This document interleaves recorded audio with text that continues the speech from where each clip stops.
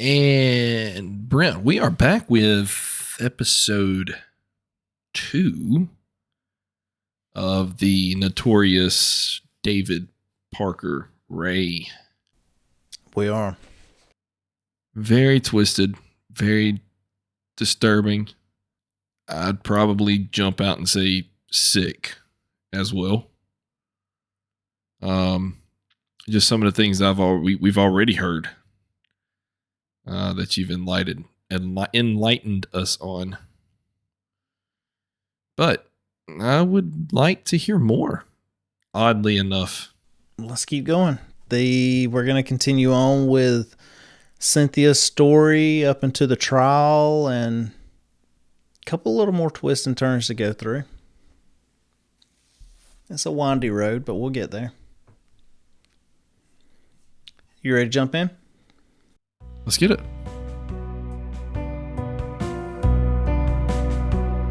Hello, I'm Brent.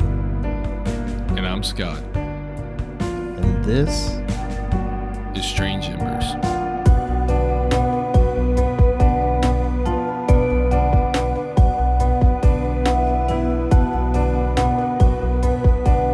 Quick recap.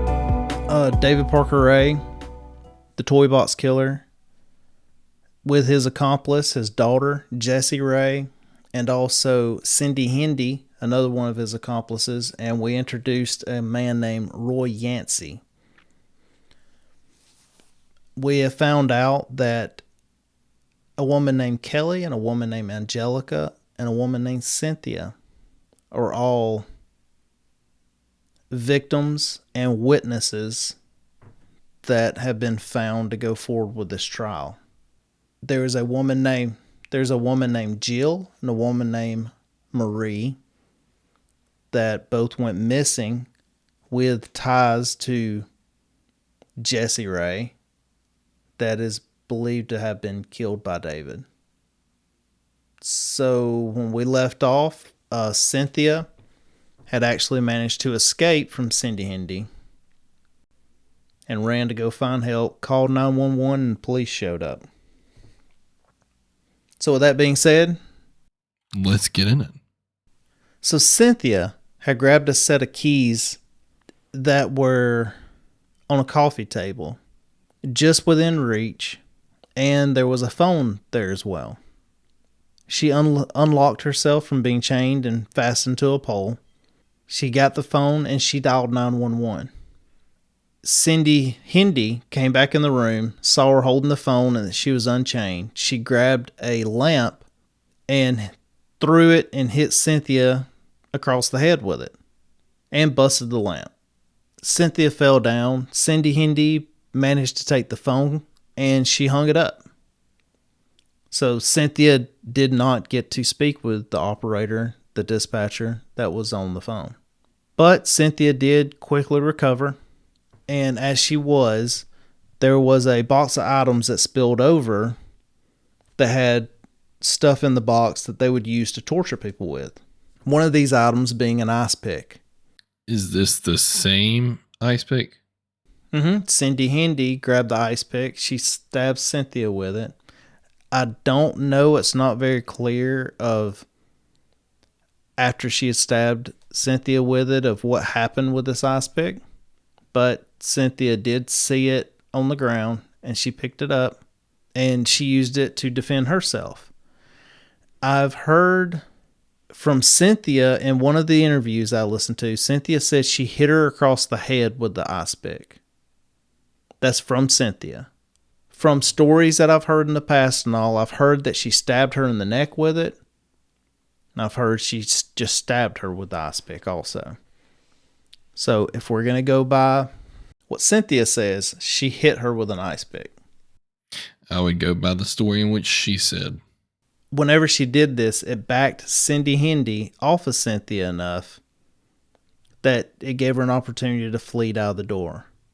After she did that, she ran down the road. She found the mobile home that she came into. The woman at the mobile home called 911.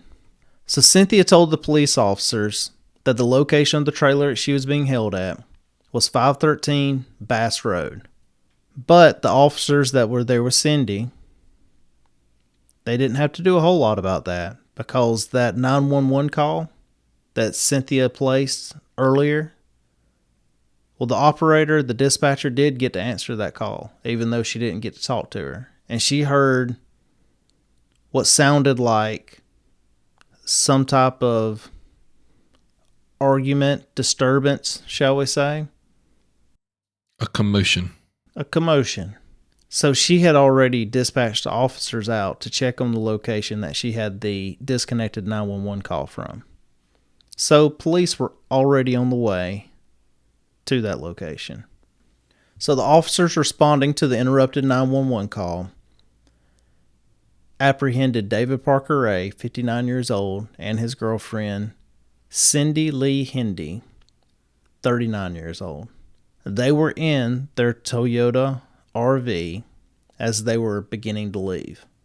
Both of them were arrested and taken to the police department, where they gave matching statements that they had been trying to help Cynthia kick a terrible heroin habit.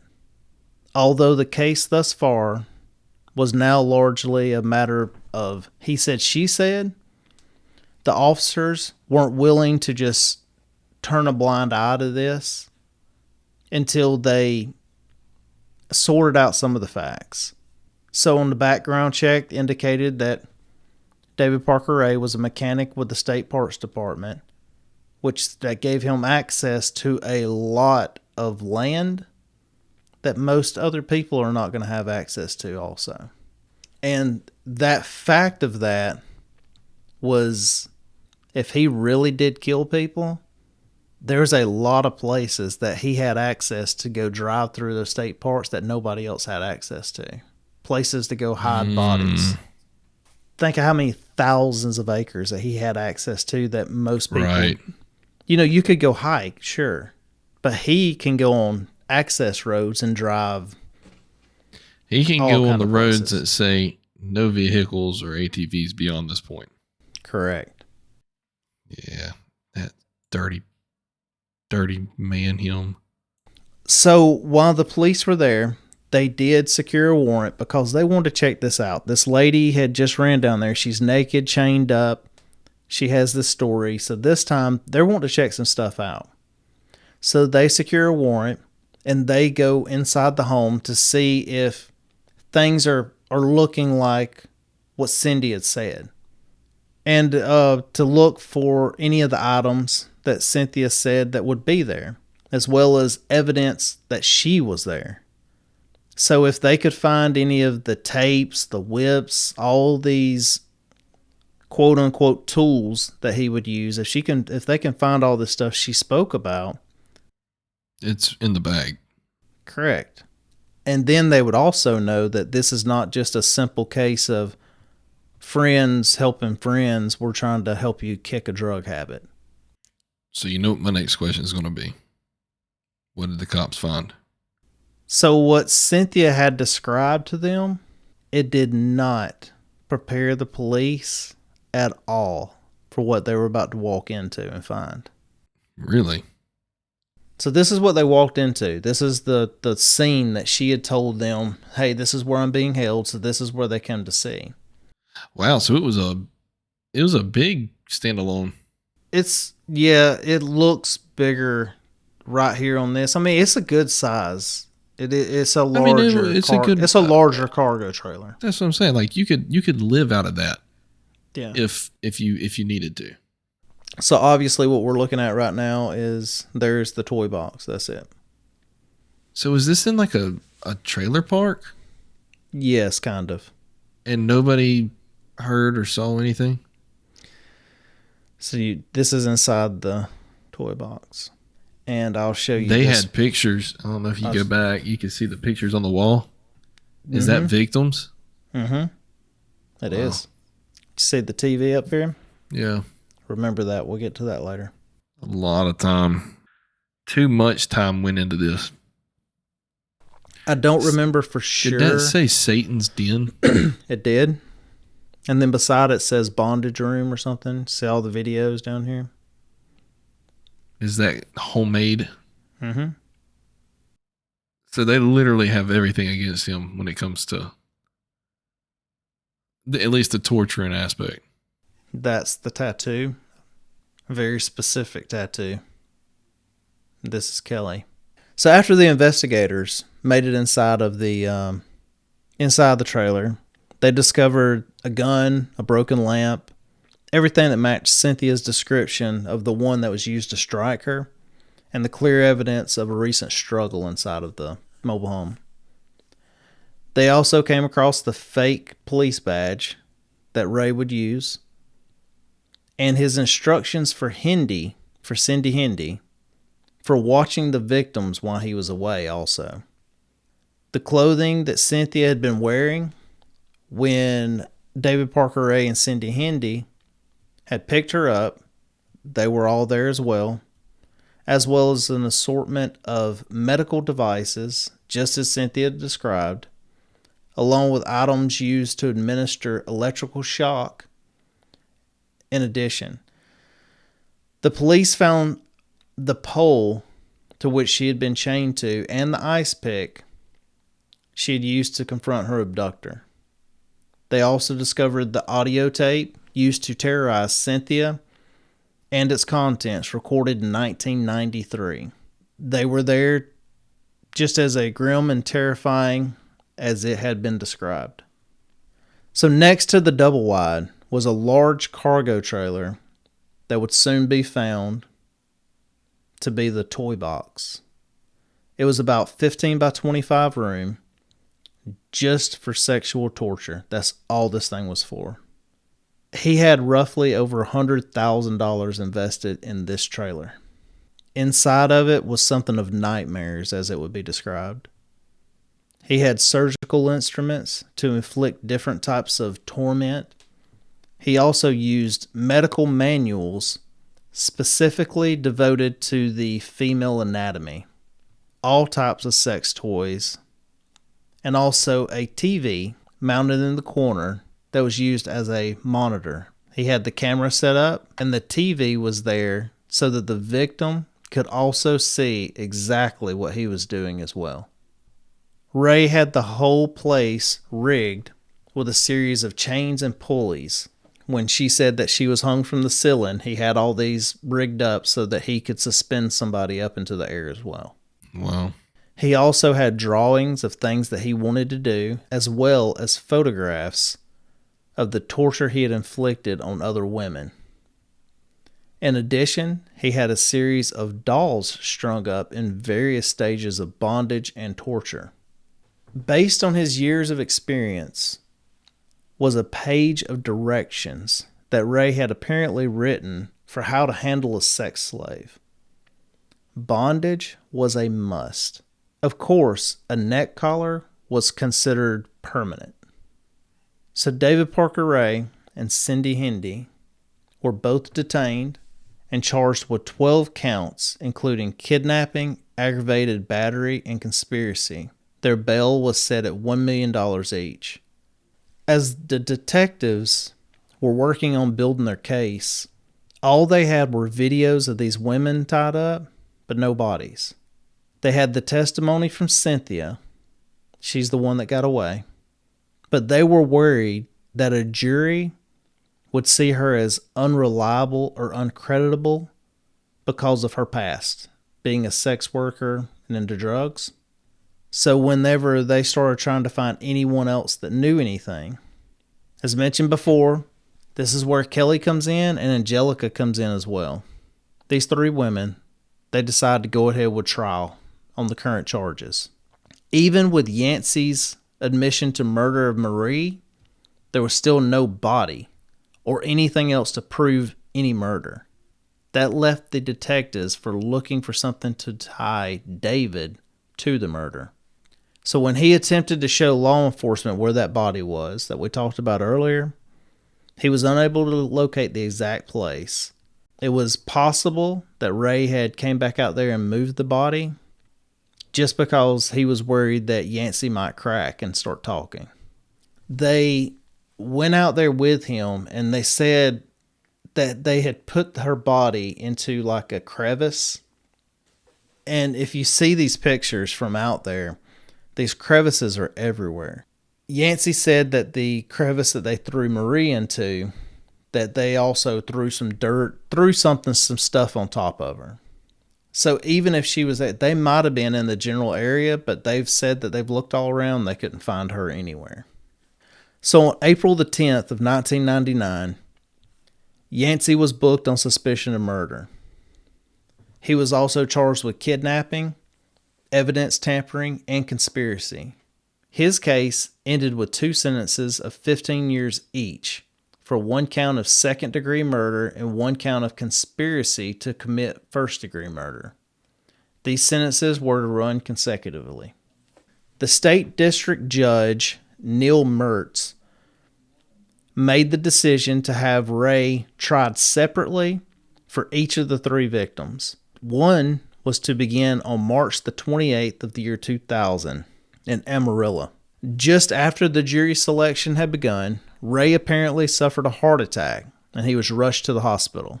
The prosecutor believed that he could just be trying to delay proceedings, and if so, he succeeded in that, as the judge postponed it for another week. That led to more legal delays, and the number of expert witnesses from the FBI were excluded. Then, unexpectedly, Judge Mertz decided to start a different trial. So David Parker Ray, he was pretty pleased with the delays, especially when he excluded Ray's printed sheet of procedures for handling captives and all the devices found in the trailer. As no one could prove that they had been there in 1996, the judge wouldn't allow those to be used as evidence. While the prosecution had the victim's testimony about what had been before, as well as the videotape, that did not mean that the items that he had seen there were the same ones acquired during the 1999 search. Then, on May the 7th, Angelica, the second victim, she died from pneumonia at the age of 25. So one of the witnesses is now dead. She had become a drug addict, apparently unable to get past her horrendous experience. So without her testimony, the trial was potentially not looking too good. Right. So a few days after this, Cindy Hendy was sentenced. Hendy was sentenced to 36 years in prison for kidnapping and torture. She served only half of that because legislation at the time allowed for early release. The law was amended just 3 months after Hendy was sentenced and rewritten to require criminals to serve 85% of their sentencing. So she was released in July of 2019. Yes, you heard that right. Cindy Hendy got out July 2019. 5 years ago. Yeah. That's crazy. Yeah. How old would that put her? Well, she was a lot younger than David Parker Ray. She was 39 when they were arrested. Yeah. Yeah, she was 59 when she got out. According to KRQE News 13, rather than getting out on parole, Cindy Hendy served her 2 years of parole while still in prison. Since she wasn't released on parole, now after she got out after her parole was done in prison, she got out with no stipulations to the state. She didn't have to check in with no parole officer. She didn't have to do anything. She was free, except for she had to register as a sex offender. But it's far from over. The FBI still believes that more of Ray's victims are out there, some of them still being alive, many of them murdered. The FBI has set up a page displaying the jewelry and clothing articles found at 513 Bass Road. They are believed to belong to Ray's other victims. On May the 23rd, jury selection for David Parker Ray's first trial finally got underway. In this case, he faced 12 counts of sexual abuse, kidnapping, and conspiracy. So when Kelly took the stand, her memories were still fuzzy, and she could not convey very well that what all was done. They even played the tape of the tape that you saw. They even played that tape in court, and you could see that she was being held against her will and possibly even drugged. She even said that she would never agree to any of this stuff like that. Well, he already told them that they were pretty much under some aphrodisiac medication that wasn't allowed. So she still wasn't a great witness for herself on even on her own behalf. When the defense came up, it was rough for her. And she also said that when she was on the stand the entire time, that David Parker Ray would just look at her and just smirk. Like he knew he was about to get off. I would also like to note that the judge wouldn't allow David Parker Ray's introduction tape to be played in court because he said it wasn't clear at that time if Kelly actually heard that tape or not. So he wouldn't allow it because it was irrelevant. All right, so how can you say that it's irrelevant? Because she couldn't say if she heard it, is what the judge said. But they found it. So if you've listened to the recording, he is literally talking to everyone in which he has had in that freaking trailer. Yes. So it's going to get even crazier. I listened to it one time, dude. One time, and I'm like, okay, this is. So you know the way I am. You know the way we do this. I look at all sides. I look at everything. Yeah, I know David Parker Ray from this story. He's freaking bizarre. Beyond words. But I always look at all sides and things that are said. So that tape, you've heard the tape. You've heard the entire tape. So here's what David Parker Ray said. And I'm probably jumping ahead. I can't remember all my notes right here, but I'm going to get into it right now anyways. So when David Parker Ray was asked about all this, he said it was consensual. He said as it got kinkier, they went out there, it was all consensual. He also said that tape, when it came up about that introduction tape, he said that was for adult play, that it was not a true tape. He said at the very beginning, that's the reason he said at the beginning of the tape, this is for entertainment purposes only.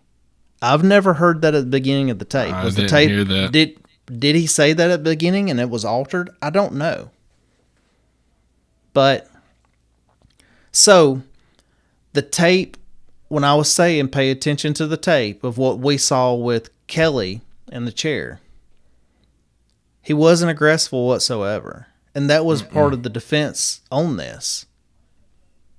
Is the defense came back with, this was consensual. You can see he's being delicate. He's, there's no kind of forcefulness. There's nothing like that going on. It couldn't be the simple fact that he's got her drugged the hell out where she has no fight. Definitely couldn't be that right though. Right. So the jurors went back and deliberated for more than 8 hours. When they came back, they claimed they could not come to an agreement about the 12 charges. 2 of them could not find David Parker Ray guilty of criminal assault. The jurors who had voted to acquit were both in their 20s, and they had decided that the victim had not persuaded them that Ray had kept her there against her will. Quote, I was not positive he was torturing her, end quote. One of them told a reporter that of the New York Daily News. Quote, there's a lot of people who really enjoy rough sex, end quote. On July 14th, the papers reported that Judge Mertz had declared a mistrial. It was a hung jury. When it was told David Parker Ray showed no reaction to it whatsoever. And so with that said, trial had to begin again. New jury. Jury selection began in November of 2000 for the retrial.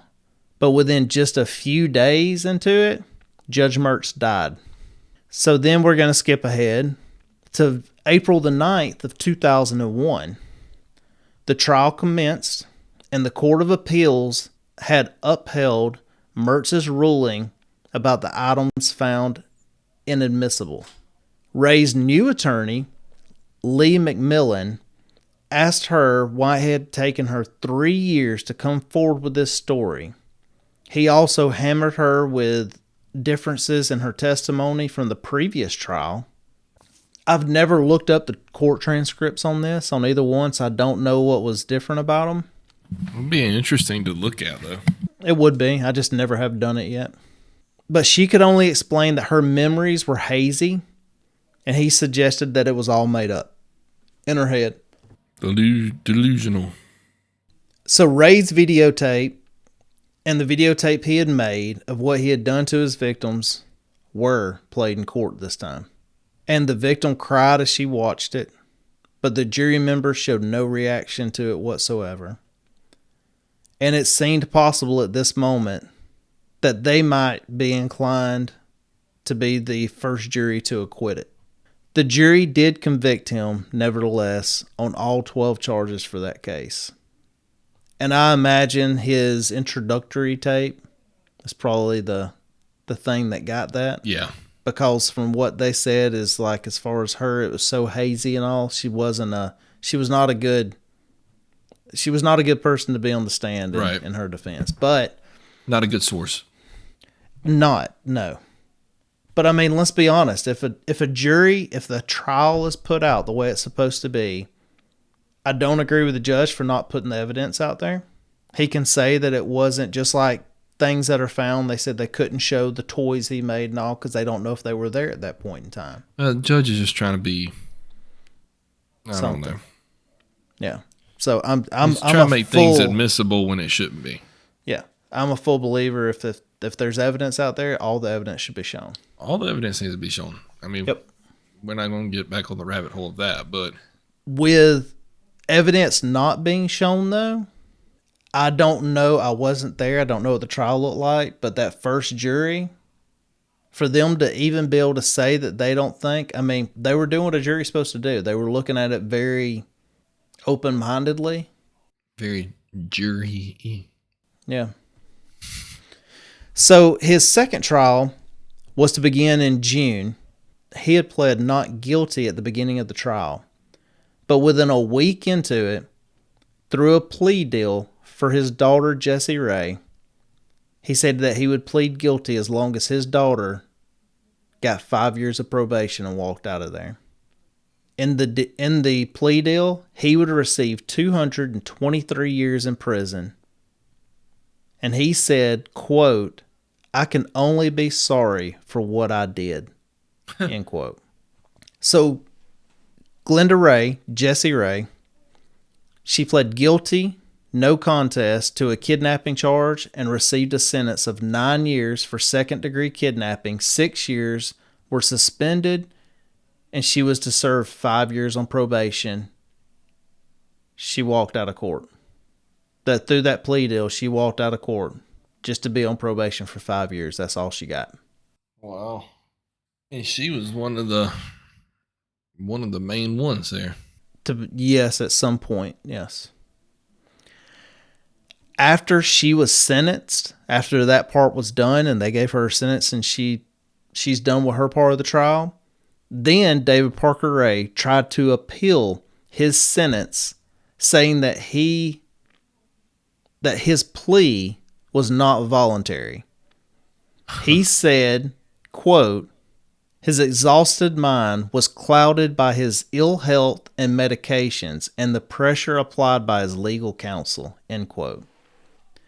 A 3-judge panel reviewed this appeal and they rejected it. Boom! Afterwards. Get got. Yes. Afterwards, in victim impact statements, Cynthia said, quote, "I bear scars outside and inside that will never heal," end quote.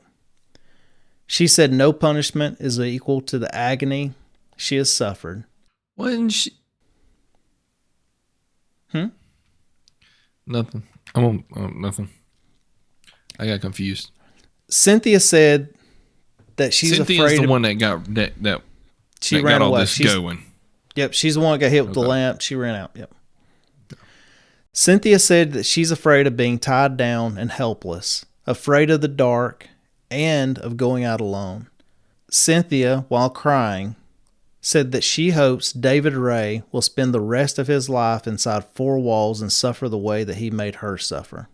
Even with that, he would not serve much of his sentence, though. Just 8 short months after he was sentenced to 223 years, on May the 28th, 2002, he was being transferred to the general prison population of the Lee County Correctional Facility, and David Parker Ray suffered a genuinely real heart attack and died. He was 62 years old. What's the difference in a genuinely real heart attack and a heart attack? Because people said that first time when he said he had a heart attack at the first trial and it got postponed, the prosecution thinks that he wasn't really having a heart attack. Gotcha. Well, I mean, he can say it was a real heart attack. It was a real heart attack. I mean, he died to have it.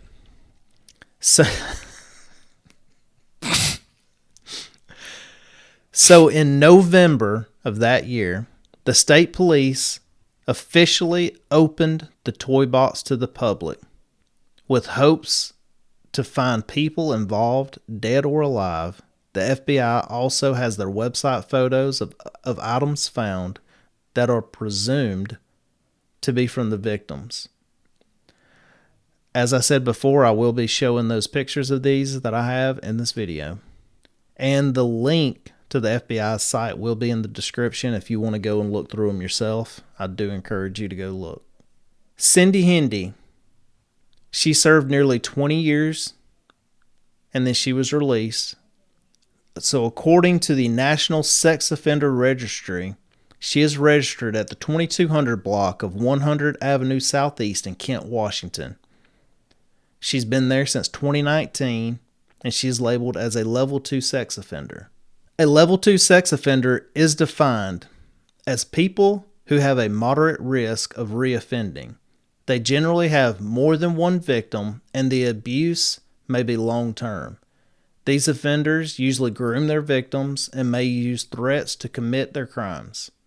These crimes may be predatory, with the offender using a position of trust to commit their crimes. Typically, these individuals do not appreciate the damage that's been done to their victims. So the King County Sheriff's official told Fox 13 News that they decided Hendy's offender level based on her age, criminal history, and her relationship with the victims. Now, as you've seen in the thumbnail for these videos, it mentions something about a victim had their life changed by 2 separate serial killers. So Cynthia, on her website, says this. In 2020, law enforcement reached out to me about my mother's murder. Her mother was murdered when she was younger. A known serial killer who authorities have been warned about numerous times and had run-ins with, had confessed to murdering a woman in Albuquerque, New Mexico. Many years prior, after combing through various crime files, the authorities had concluded that my mother's incident was the only match to the crime details. They showed my mother's photo, and he confirmed she was the woman that he killed in Albuquerque. If you'll remember in a previous video that we've done before, there was a serial killer that remembered everybody. You saw the eyebrow go out The eyebrow. I mean, as soon as you said Albuquerque, instantly I was like, okay, wow. Samuel Little killed Cynthia's mother.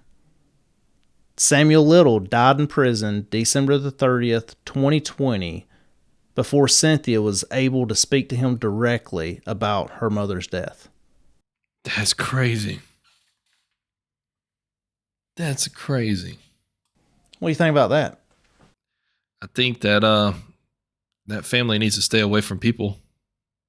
You ever heard of those people that just stay away from them because just bad luck runs around? Yeah, this is like a black cloud. All right, you ready for the next part of Cynthia? Oh boy. So Cynthia, she was a sex worker and she had problems with drugs as well. As her mother did. After all of this happened, she did go on to have four more boys.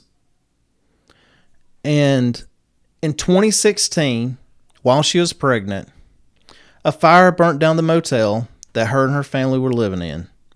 The day after the fire, she lost her oldest son, Reuben, in a tragic firearm accident in which he was shot in the head. The same day, her second oldest son was coerced into giving a false confession in an unrelated, high-profile crime and entered into the juvenile justice system. 2 weeks later, the day after Reuben's funeral, she gave birth to her fourth son. Wow. There's a lot going on right there. Yeah. That is the story of David Parker Ray, the toy box killer. Brent, that was amazing. In a very sick and twisted, disturbing way. It's a wild story. It really is. Yeah, it is. But can you believe that? Samuel Little killed her mother. So with that said about Samuel Little, he had a photographic memory, if I recall. Yep, he did. So, I mean, he was pretty accurate about all the other women he talked about. So I think we can probably take that he was pretty accurate about that being her mother. I'd go ahead and just chalk it up and say, if he said he did it, he probably did it. He probably did it. He was about 90% sure of. Yeah. I'd actually because he would draw them and everything. Yeah, I'd probably go. Yeah. I'd go higher, like 97% sure of his victims. The only thing Samuel Little struggled with was dates and distances. He could remember faces. He could remember certain names, but not all names. Yeah. But if you told him where it took place, what street, he remembered it. He would remember exactly what they were wearing, everything. That's crazy. Yep. Well, anything you'd like to add? The only thing I'd like to add is you did a bang up job. You did a good job. Yep. You put in a lot of effort on this one, and it definitely shows. It was a very good, very informative podcast that we had. Thank you. 50 State Haunt coming up? Yep. Look forward to it. That'll be next Friday. Okay. Everyone, thank you for the likes. Thank you for the subscribes, follows, all the things you do. You do what you do. Y'all know what you do. You do what you do because we do what we do. That's right. But we do what we do because you do what you do. So keep on doing what you do. And we'll do what we do. Yeah, keep on keeping on. Till next time. Good night. Good night.